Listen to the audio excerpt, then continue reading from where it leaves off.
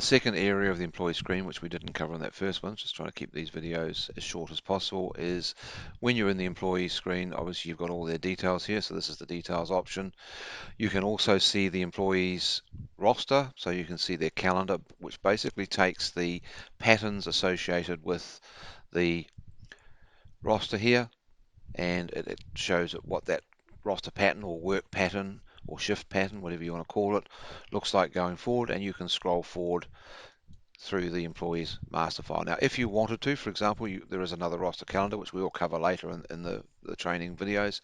But if I wanted to change, say, this person in September, they wanted to put them into a different role, I could come in here and say, right, you are actually going to be a cleaner for those 2 days. I'm not sure why they'd be a cleaner, and then on the first day they might be working in sales.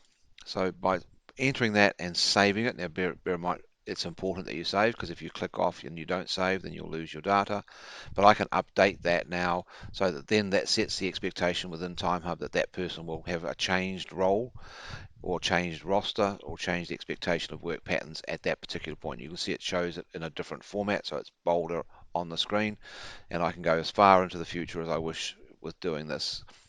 The other thing you've got in this area is the devices area. So this is where we set up it for employees who are on personal devices, and this is where we add their device to TimeHub. So for example, I could come in here, add a device. So this, who am I dealing with? This is Pat. So I could say this is Pat's phone, or whatever I want to name it as, and I save the changes. When I save the changes, it gives me this text code, and this is the text code that the employee must use when first setting up the personal app on their personal device. So when they first open the app, having loaded it, and there are videos that show you how to do that, the system will ask you for a one-time use code, and that's the code there. It's not case sensitive, so when you're entering it, you just enter that string of text, and once you've entered that string of text, then that will register that particular device to that employee. You don't need to do this if they're on the team app. You only need to do this if they are on a personal app, and that way you've got their personal phone. You can have more than one phone, or if the person loses the phone, you can